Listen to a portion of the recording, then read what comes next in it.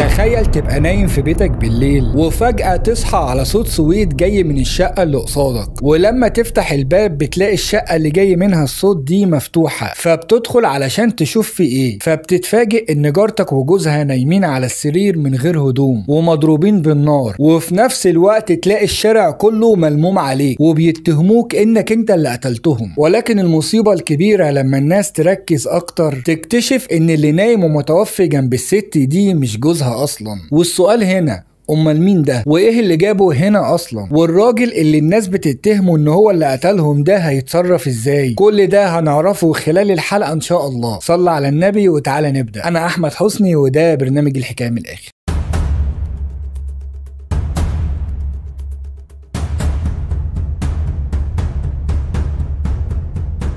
اهلا بيكم مرة تانية. اللي في الصورة ده اسمه وائل مصطفى، عنده 18 سنة ومن محافظة الجيزة، واقل حاجة ممكن تتقال عليه انه راجل بمعنى الكلمة، لان ابوه وامه توفوا وهو صغير لما كان عنده 15 سنة وسابوه في الحياة لوحده من غير سند ولا ظهر. فوائل بالرغم ان هو كان صغير الا ان قرر ان هو ينزل يشتغل ويصرف على نفسه علشان يكمل تعليمه ويبقى ناجح في حياته. وتعدي سنة والتانية وائل يبقى في تالتة ثانوي، وساعتها كان نفسه يجيب مجموع كبير علشان يدخل كلية طب او صيدلة، ولكن للأسف بسبب الشغل الكتير اللي كان بيشتغله والإرهاق اللي كان فيه دايما معرفش يجيب مجموع كبير يدخله الكلية اللي هو عايزها، وجاب مجموع دخله كلية التجارة جامعة القاهرة. وفي أول سنة وائل ما كانش حابب الكلية دي خالص لأنه ما كانش بيحب المحاسبة ولا المواد اللي فيها أرقام، علشان كده قرر إن هو ينقل من الكلية دي خالص ويروح كلية تربية. ولكن بيحصل حاجة بتخليه يغير قراره ده، لأنه ساعتها بيشوف واحدة في كلية التجارة بتعجبه جدا،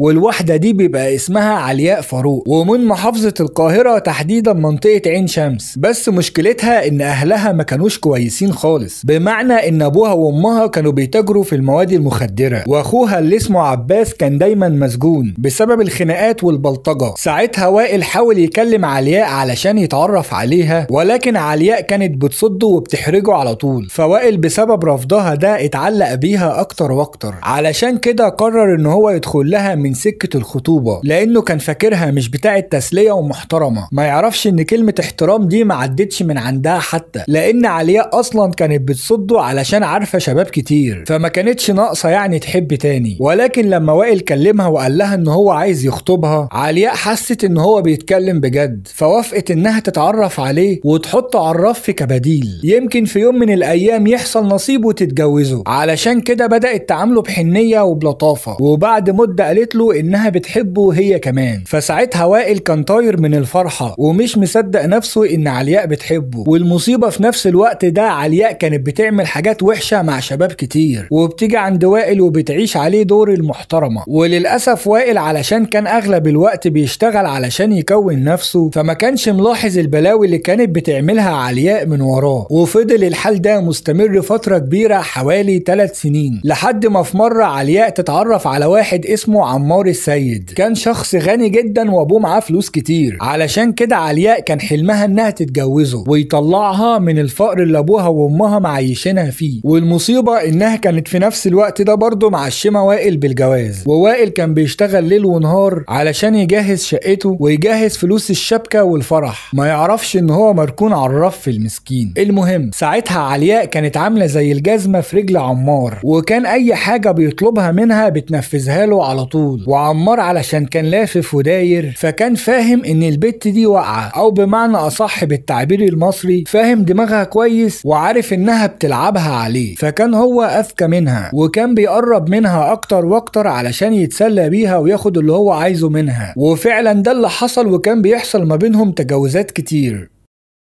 وفضل الحال ده مستمر فترة لحد ما بتحصل مصيبة في علياء عمرها ما كانت تتخيلها. والمصيبة دي كانت عبارة عن ان في مرة كانت هي وعمار راكبين العربية بتاعته وطلعوا على حتة اسمها المقطم علشان يعملوا تجاوزات براحتهم، ولكن للأسف المرة دي كان الشيطان مسيطر عليهم زيادة عن اللزوم، وبدل ما يعملوا تجاوزات سطحية زي كل مرة عملوا حاجة محرمة كاملة. ساعتها علياء أول ما أدركت المصيبة اللي وقعت نفسها فيها فضلت تعيط وعيط جامد وقالت لعمار انت لازم تصلح غلطتك وتتجوزني. فعمار قال لها ما تقلقيش روحي بس وانا هظبط لك كل حاجه. وتاني يوم علياء جايه تتصل بعمار لقت تليفونه مقفول وفضلت تحاول كتير ولكن برضه مفيش فايده. واخر ما زهقت سالت اصحابه اللي عارفينه عن عنوان عمار ولكن محدش فيهم كان عارف هو ساكن فين. وفضل الحال ده مستمر حوالي اسبوع لحد ما فجاه لقت عمار قدامها في الجامعه. ساعتها اتعصبت عليه وقالت له انت كنت مختفي فين الفتره اللي فاتت دي ولا انت ناوي تهرب وما تتجوزنيش؟ فعمار رد عليها ببرود وقال لها هتجوزك ليه؟ كل حاجه حصلت بمزاجك مش غصب عنك. وبعدين انا يوم ما اتجوز هتجوز واحده في مستواها المادي مش ابوها وامها بيبيعوا مواد مخدره. فساعتها علياء فضلت تغلط فيه وتشتمه وفي نفس الوقت كانت مستغربه هو عمار عرف عنها المعلومات دي ازاي. فعمار حاول يهديها وقال لها انا اختفيت الاسبوع اللي فات ده كله علشان اشوف اتصرف ازاي في المصيبه اللي الشيطان وقعنا فيها ولقيت افضل حل ان اعمل لك عمليه ترجعك بنت تاني وبكده يبقى صلحت غلطتي وكأني ما جيتش جنبك ولا عملت لك اي حاجه. فعلياء اتعصبت عليه وقالت له لا انت هتصلح غلطتك وهتتجوزني غصب عنك يا اما هفضحك في الجامعه كلها وهقول لهم انك اعتديت عليا وبكل سهوله هقدر اسجنك. فعمار ضحك جامد وقال لها انا كنت عامل حساب اليوم ده علشان كده انا عامل لك مفاجأة. اسمعي كده التسجيلات دي والفيديوهات دي. ساعتها علياء اتصدمت لان عمار طلع مسجل لها المكالمات اللي كانوا بيتكلموا فيها كلام خارج. ومش بس كده لا ده كمان كان مصورها وهي في العربية وهم بيعملوا القرف ده. فعمار قال لها بصي انا هجيب لك الحكاية من الاخر جواز مش هتجوزك لان انا فاهم دماغك من الاول وعارف انك سبتيلي نفسك بمزاجك علشان اغلط معاكي واصلح غلطتي واتجوزك لانك انت طمعانه في الفلوس اللي معايا وعايزاني اطلعك من الفقر اللي انت فيه. علشان كده انا عملت حسابي لليوم ده وسجلتلك وصورتك. فانت قدامك حل واحد مفيش غيره وهو ان اصلح غلطتي وارجعك بنت زي الاول. ولو مش عاجبك الحل ده يبقى اخبطي دماغك في الحيطه ووريني شطارتك هتعرفي تاخدي حقك مني ازاي. فساعتها علياء لما لقت نفسها مش هتعرف تاخد حق ولا باطل من عمار لانه صايع ولافف كتير فقررت انها تقبل انه يعمل لها العمليه ويرجعها بنت. وفعلا خلال وقت قصير عملت العمليه وبعدها بعدت عن عمار خالص. والمشكله برغم الحوارات اللي حصلت دي كلها وائل ما كانش داري بالمصايب اللي عملتها علياء. بالعكس ده كل يوم حبه كان بيزيد اكتر واكتر ليها وكان قرب يجهز الشقه بتاعته ويفرشها كمان علشان يروح يخطبها. فساعتها علياء لما لقت ان وائل واخد الموضوع بجد وعايز يتجوزها قلبها بدأ يحن ليه لانها كانت لسه طالعه من تجربه عمار ومشاعرها كانت متلخبطه خالص. علشان كده لما لقت وائل جاهز للخطوبه والجواز وافقت ان هو يتقدم ليها ويخطبها وفعلا حددت ميعاد مع ابوها علشان وائل يجي يقابله.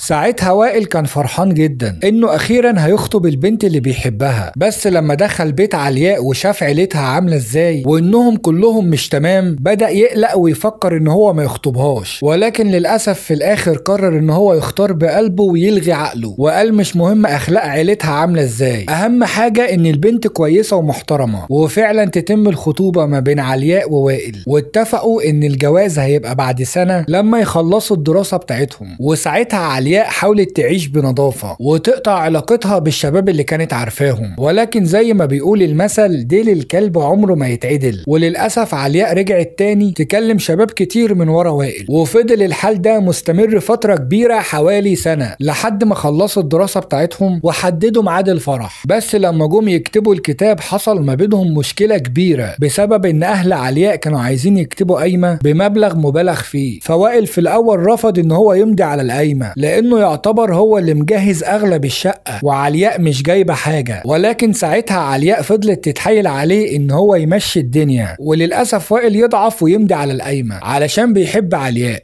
وبالمناسبة يا ريت تكتبوا لي رايكم في موضوع القايمة ده لان في ستات كتير بتستغل القايمة علشان تكسر عين جوزها وطبعا مش كلهم في ستات كتير محترمة برضو. مستني رايكم في الكومنتات هتابعها ان شاء الله. المهم بعد ما خلصوا كل حاجة تتم الجوازة ما بين بين علياء ووائل. وفي اول الجواز الحياة ما بينهم كانت ماشية بالعافية، لان وائل حالته المادية كانت على قده خالص، واغلب الوقت ما كانش معاه فلوس، وحاول يدور على شغل يكون بمرتب اعلى، ولكن للاسف ملقاش. وساعتها علياء استحملت وائل شهر والتاني، ولكن لما لقت ان الوضع المادي بتاعه ضايع بدأت تتخانق معاه، وقالت له لازم تتصرف وتعيشنا زي ما بقية الناس عايشة، لدرجة ان علياء سابت له البيت ومشيت وراحت قعدت عند اهلها وطلبت منه الطلاق. فوائل علشان ما يخربش بيته بايده راح لها عند اهلها وحاول يرجعها، ولكن للاسف اهلها بيهزقوه وبيطردوه بره البيت، وقالوا له يا تطلقها يا تشوف لك شغلانه عدله تشتغلها. فساعتها وائل لما لقى الموضوع وصل لكده قرر ان هو يطلقها، بس في نفس الوقت ظهر قدامه فرصه شغل في احد الدول العربيه. فوقتها وائل بدأ يحتار ما بين اختيارين، اول اختيار انه يطلق علياء ويسافر وبكده هيخسر فلوس كتير، وتاني اختيار ان هو يتكلم مع علياء ويقول لها على موضوع السفر ده ويرجعها البيت تاني. اكتب لي في الكومنتات انت لو مكانه هتختار ايه.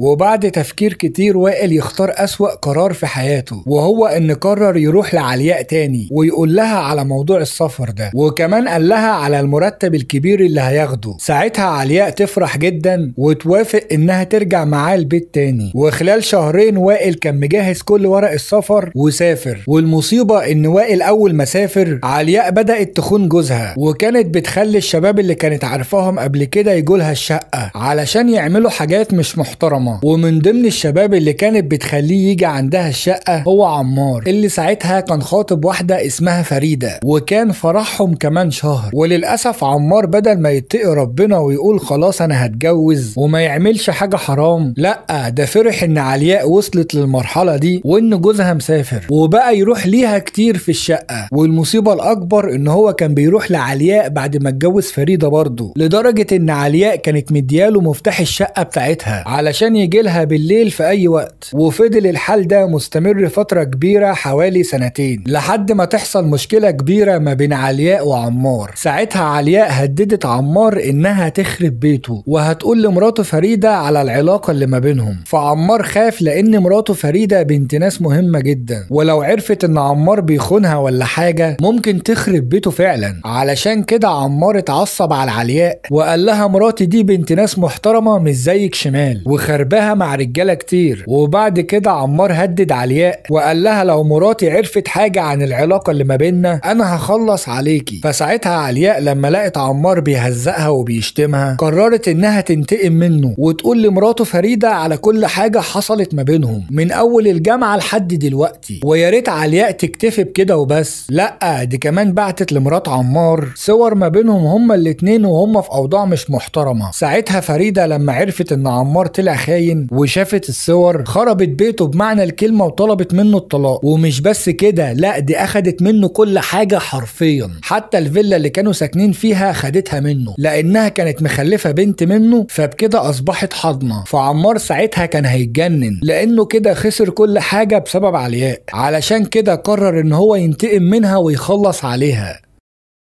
وعلى الناحية التانية علياء كانت فرحانة انها قدرت تخرب بيت عمار، وحست انها اخدت حقها من الحاجات اللي عملها فيها زمان. والمصيبة ان جوزها وائل كان مسحول في الغربة وبيشتغل ليل ونهار ومش حاسس بالبلاوي اللي مراته بتعملها. ويعد اسبوع والتاني وفجأة الناس تسمع صوت صريخ جاي من شقة علياء، فيتخضوا ويطلعوا جري عليها علشان يشوفوا فيه ايه. فيتفاجئوا ان الجار اللي قصادها اللي اسمه فوزي موجود معاها في الشقة، وعلياء نفسها كانت نايمة على السرير وهي من غير هدوم، ونايم جنبها واحد تاني غريب غير جوزها وبرضه كان من غير هدوم. والمصيبة اللي الجيران ما كانوش واخدين بالهم منها ان علياء والشخص اللي كان نايم جنبها في السرير كانوا مضروبين بالنار ومتوفيين. ففورا الجيران تمسك جارها فوزي وتبلغ عنه البوليس على اساس ان هو اللي قتل علياء والشخص اللي معاها. ولما فوزي يحاول يحلف لهم ان هو ملهوش دعوة بأي حاجة وانه زيه زيهم، ولكن محدش في الجيران بيصدق تصدقه خالص، وخلال وقت قصير جدا البوليس يجي ويقبض على فوزي، علشان كده هو يعتبر المتهم الرئيسي في القضية. وساعتها الطب الشرعي يبدأ يرفع الجثث للمشرحة، ولكن يتفاجئ ان علياء لسه فيها النبض بس ضعيف خالص، ففورا ينقلوها على المستشفى ويدخلوها غرفة العمليات علشان يطلعوا منها الرصاصة. وفعلا الدكاترة تنجح ان هم يستخرجوا منها الرصاصة، بس للأسف حالتها كانت خطيرة جدا وما بين الحياة والموت، وفضلت في العناية المركزة تحت الملاحظة لحد ما في الآخر بدأت تفوق وتتحسن. وساعتها البوليس لما استجوبها وقال لها مين اللي حاول يقتلك والشخص اللي كان معاكي في السرير ده وتوفى علاقته بيكي ايه، فعلياء اعترفت بكل حاجة وقالت لهم ان اللي حاول يقتلها واحد اسمه عمار السيد. ولما سألوها ايه حكاية الشخص اللي كان نايم جنبك ده، فاضطرت تعترف انها كانت بتخون جوزها وائل طول الوقت. فساعتها يتم اخلاء سبيل جارها فوزي لانه ملوش علاقة بالجريمة، وفورا يتم القبض على عمار وتتوجه له تهمة القتل العمد لانه قتل عشيق علياء، وكمان تهمة الشروع في القتل لانه حاول يقتل علياء وفشل. وبعد تحقيقات كتير ومرافعات كتير يتحكم على عمار بالاعدام، ويتحكم على علياء بسنتين سجن بتهمة اقامة علاقة غير شرعية، لان جوزها وائل لما عرف الكلام ده كله نزل مصر ورفع عليها قضية زنا وكسب القضية، وبعد كده طلقها. طريق الحرام دايما اخرته وحشة، علشان كده ربنا عز وجل قال بسم الله الرحمن الرحيم ولا تقربوا الزنا انه كان فاحشة وساء سبيلا. صدق الله العظيم. لو كنت وصلت لحد هنا فانا حابب اشكرك جدا يا صديقي. استأذنك تعمل لايك واشتراك وشير لو عجبك المحتوى، وتقول لي انت منين علشان اديك احلى تحية في الكومنتات. اشوفكم على خير، سلام.